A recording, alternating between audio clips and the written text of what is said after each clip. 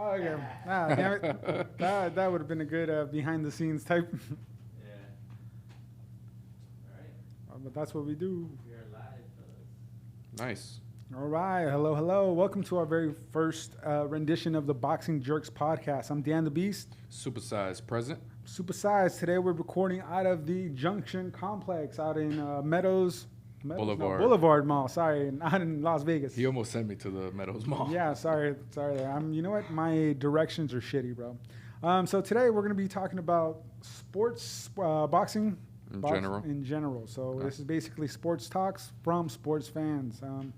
Let's see. Recently, Oscar De La Hoya had mentioned that he is coming out of retirement. He says that the game is not the Potentially. same. He says that he's got it where other boxers don't. And out of the woodworks, you hear Chavez Senior coming out. Willing to do a exhibition match with De La Hoya. Yep. This is going to be a geriatric match. So both these guys are coming out in walkers, and the cornermen are made to give them Ensure instead of water. What you think? Ensure instead of water. Dependas in diapers instead of shorts. yeah, no, for sure.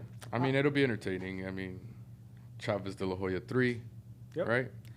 And going back to Chavez and De La Hoya 1, I mean, Chavez did get rocked, bloody eye, first, minute and a half of the first round, so going into that recap. But really, Yeah, I mean, it was this all the is, scar tissue and the old skin Yep. already then. Imagine now. yeah, now, man, his skin's going to come out like butter. Butter. Hot knife through butter. Yep, that's exactly what it's going to be. And Okay. realistically, who else would have there been for De La Hoya to fight? I mean, we talked about it before. Maidana would have been a good fight. Maidana would have been a good fight. You know what? He's weighing like 175, 180, 190 right now. Yep. Martinez came off a win in Spain. Why not put Martinez against De La Hoya? Nobody. It'll be just as good as fighting Chavez Senior. Bro. Exactly, but that's what I'm saying, though. If you got someone who's retired for 6 years, put him against someone who's retired for what, 17? 10. 10 years. So, 10, I mean, 10, 11 years. realistically, I think it's a toss-up between those two. I mean, Martinez he had what, leg straps? Yeah, leg straps. Yeah, he Looking looked like he had like, bionic legs, like Stone Cold Steve Austin. Yeah, fuck, I lost my train of thought there. Other than that, we said that Chavez Jr. would also Chavez be. Jr. would be entertaining. Yep. I'd make that fight at 175, 168. Yeah, Yeah. it goes full circle. Hey, you know what? I beat you, daddy, and I'm going to beat you. So, Yeah, so and I'm going to do it decisively. that would have been a good storyline. But realistically, what do you think? Money grab? Because He doesn't need the money, so it wouldn't be a money grab. Yeah, I think it's more of a point to prove to these kids that want to make $1 million out of fighting nobodies. In his career, I mean, he fought, 3-4 times a year? One guy for $200,000 to prove a point, to then get the $1 million fight, another $300,000 fight to get the title. Yep. So that's what we're lacking nowadays. So clearly it's not a money grab. Golden Boy Promotions, one of the biggest promoters out right now. Speaking in terms of promotions, right now Canelo Alvarez, Golden Boy, and DAZN are having conflicts. What do you feel about that? I think the issue is mostly the zone. Yeah. The zone spoke out of their ass. They signed a contract for money that they didn't have. Well, maybe they had it then. Yep. But after the shutdown and all that good stuff, those funds ain't there. They lost their subscriptions, mine included. There's just no content on there other than old De La Hoya and Canelo fights. True, but I mean they have a stable of fighters. It's hard for me to imagine that they can't pick anyone to fight Alvarez. Now Alvarez is going to go a full year without fighting now because of this. Yeah, full year, last September. Yep, and he's someone who Was fights. it September? I think so. He fights every May and September. Right, Mexican holidays. Yep. Yeah. And now he's going a full year without fighting. So I mean that's a bit of a tough titty there. Yeah, I mean, you signed a contract. You want the guy to fight, pay him what you owe him. Yeah, true. That's all true. it is. But they have no way to recoup the funds. Now, the zone isn't just boxing. That's mainly what it is here in the States. Yep. In other countries, it's soccer or football, whatever, So it's a big app in those countries. The biggest portion of their showings here is the boxing. So it's not like they don't have the money. I know they have the money. Well, they also have a market for MMA. What is it? Bellator is what they promote highly. Bellator is what they're doing now, Yep. yeah. And I think, there's a lot of really good predominant fighters in Bellator. So they have the ability or the capacity to get those kind of fans. The problem is fanboys and fanatics, they just go for the big name and they just want to go UFC. I get that too, but it also has to do with the people running the show, right? I mean, you can put these events on that look like they're worth $1 billion, but what good is it when the head of the company doesn't know what he's doing with these funds, right? You're just throwing money away to any and every fighter so that you can get a boxing roster in your platform. But other than that, what are you doing? Why not hybrid the sports? How about boxers inside an octagon or boxers wearing bikini briefs? Oh, Jesus. No. Yeah, no. No. MMA with full gloves like Muay Thai style? Oh, okay. Wrap up the calves too and all that good stuff. The shins, kicking the jaw.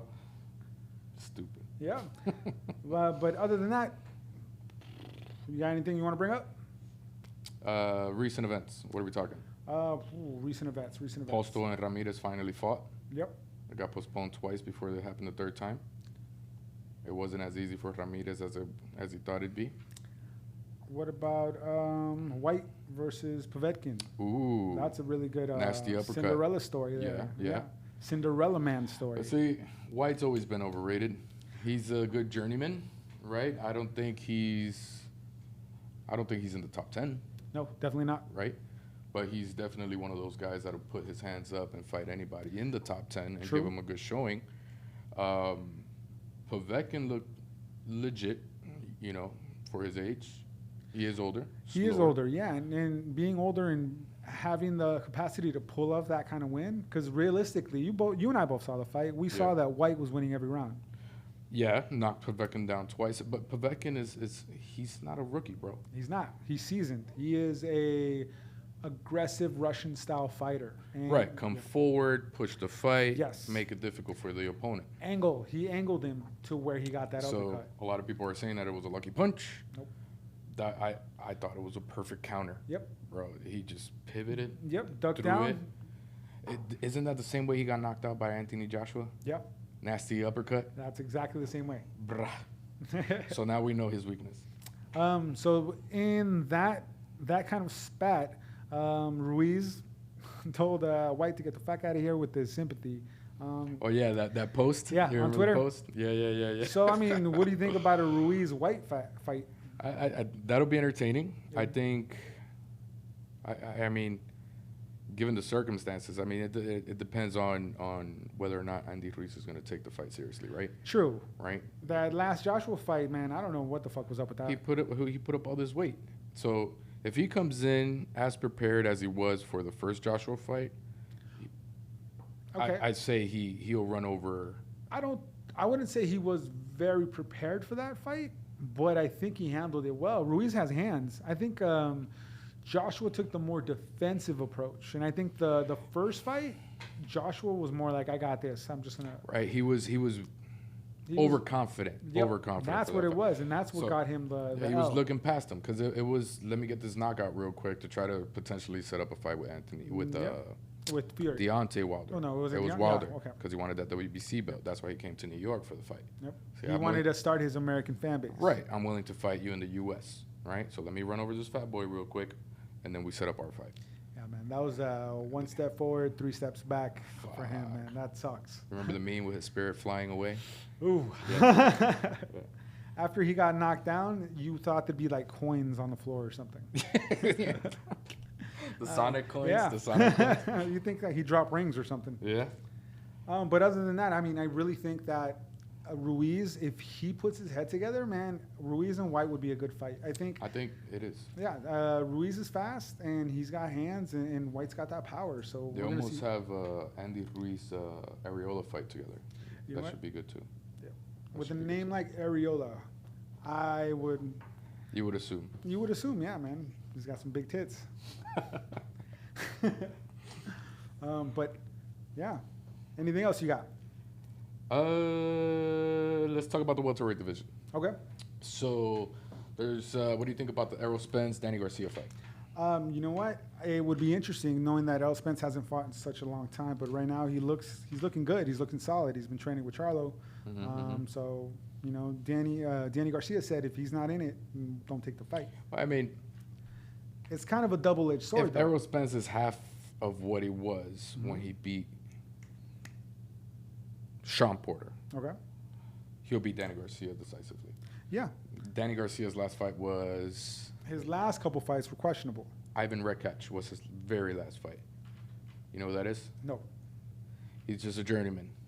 He's just a name to put on the list, get you busy so that you're not just sitting at home for 2 years. In terms of that fight, what name keeps coming up is Terrence Crawford. Now everyone's saying that they're ducking each other. What do you feel about that? It's just a two-way. It's just different staples, right? You got PBC, you have Top Rank on ESPN, you have Golden Boy on DAZN, and that's all it is. At the end of the day, if the promoters aren't willing to work with each other, the fighters aren't going to meet. Yeah. Let's see. I think it sucks for Terrence Crawford in the sense that he isn't being pushed. I think he's fighting a lot of no names, and he has potential to be a big pay-per-view star. He does. It just falls under he just signed with the wrong. With the wrong promotional yeah, company. for sure. I mean, it also depends what it looked like when he did sign. You know, HBO was still popping, Showtime was still popping for the fights. Yep. So it was easier to go across platforms. But now you have the regular telecast, the applications, and all that good stuff. So I think it's harder to cross the street to make the fights. Yeah, you got multiple promotions now, and it's kind of hard. It's like record labels. Like, you know, which record label you want to go to, which one's selling the most, who's hot right now, and who's not. HBO no longer does fights, which sucks. It does. Because I used to love the weekend fights on HBO. But what's cool is PBC. You can watch boxing on Fox now. So I mean, you have ESPN who they're taking boxing. It's a win-win. It's a lose-lose, right? So I miss how HBO and Top Rank used to bring up fighters, right? You had Friday night fights on ESPN. Then you would fight. You would go up the list. Right? You didn't get big money bucks until Boxing After Dark. That's when you got your first nice check, right? Or you would co-main event with the actual headliner. And then, boom, you became a headliner. I miss those days. What's going on, in my personal opinion, in terms of boxing as a business, is that you're saturating the market with all these promotions. Now, there's so many different promoters now, it's like, where do you go? You know, you're devaluing it.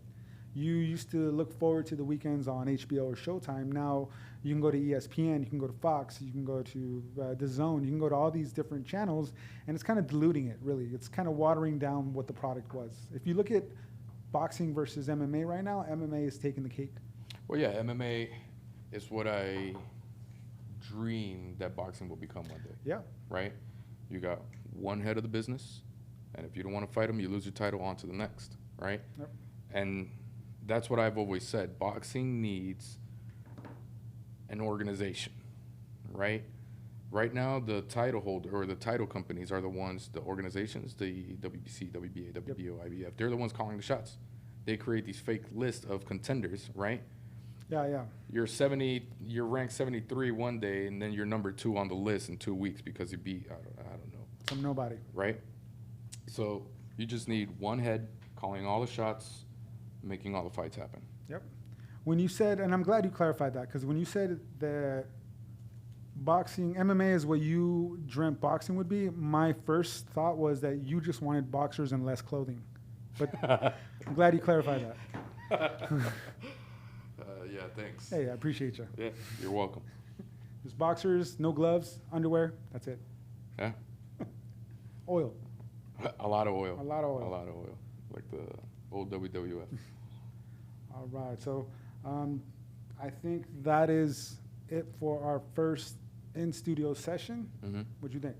I like it. Yeah. I think we sound good. Yeah. All right. Well, I want to thank you guys for tuning in. Again, this is Boxing JERKS coming out of Connection Worldwide. Las Vegas. I know. We're going to edit that out. Well, what's Worldwide Connection? Hey. Shout out to Tiness One for helping us out. If we're going to cut shit out, my dick's big. Stupid.